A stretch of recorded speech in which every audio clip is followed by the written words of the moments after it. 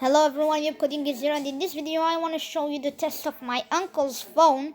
So today I want to show you them, and I borrow everyone's phone and I test. So I want to show you guys what the hell is this. And those are the tests. And let's start. Is the Samsung Galaxy A12 Nacho. So let's see its specs. So Microsoft starts, yep, and we gotta press a bit, temporal, okay. I highly recommend you a website that is called Notebook Check and gives very interesting information about the phone. So I recommend you this site if you wanna search about your phone. This website, specs.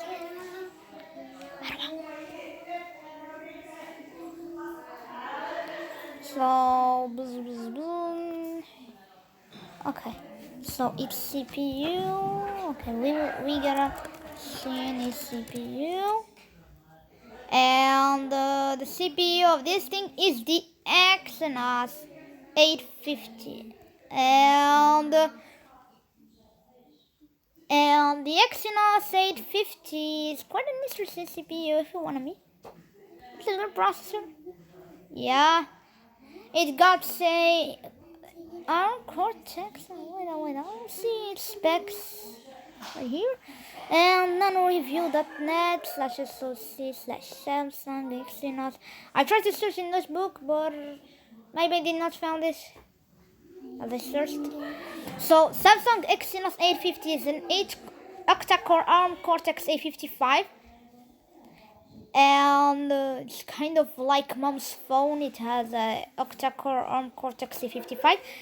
So it's manufactured using an 8nm process technology, and its frequency is 2 GHz.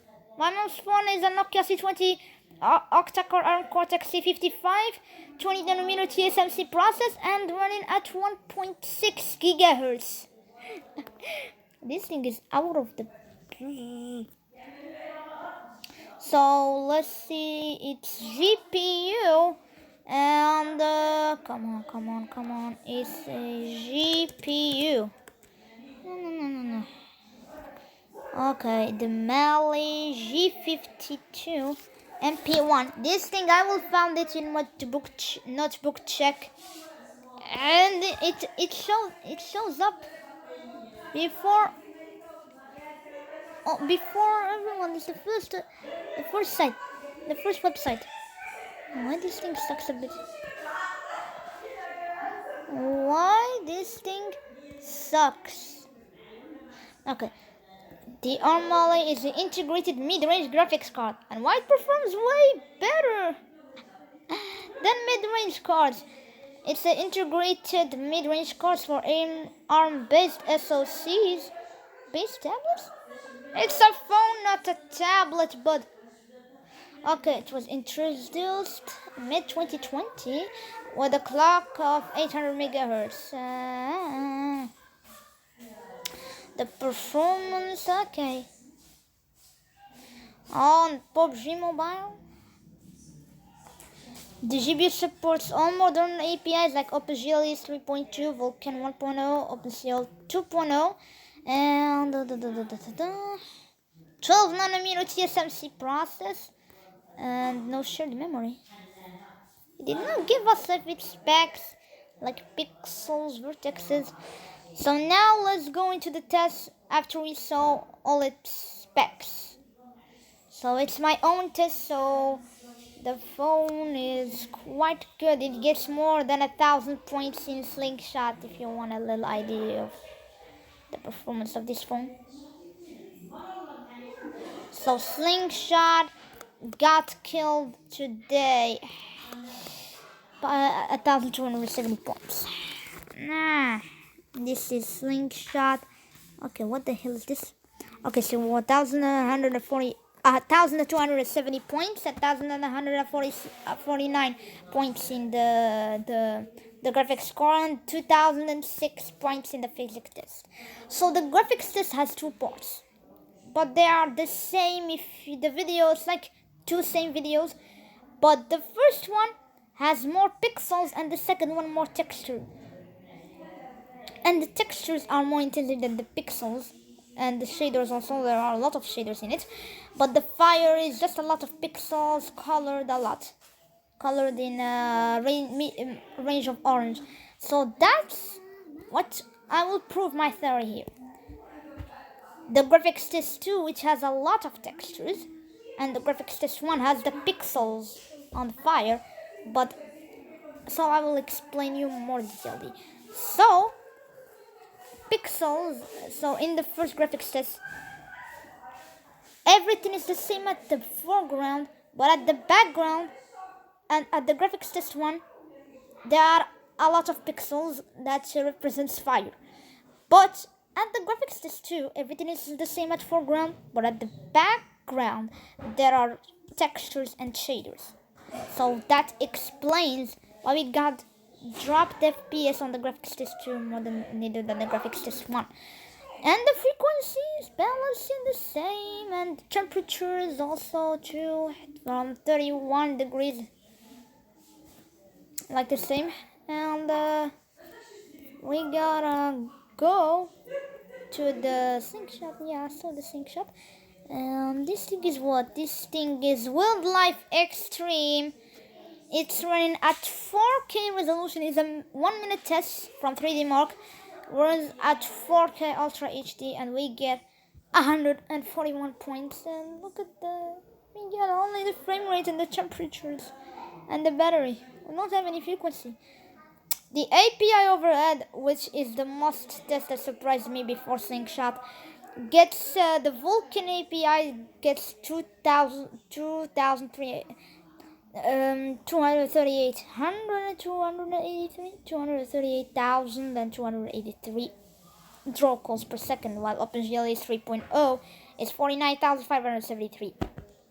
And as I mentioned in my last video about the my phone API overhead and iStorm, OpenGL 3.0 or OpenGL is minimizing the system. It's kind of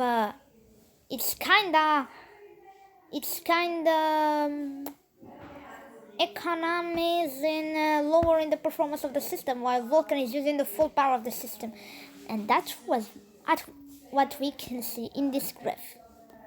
In OpenGL, the frequency haven't dropped from 1.3 gigahertz. Haven't dropped from 1.5 gigahertz, but at Vulkan it get up to the maximum frequency allowed, which is 1.9 gigahertz. But it did not max out the CPU because its maxing out frequency is 2 gigahertz. And the frame rate dropped in OpenGL 3.0 until the zeros, and at Vulkan it topped up until 180 FPS. And that explains the draw calls too.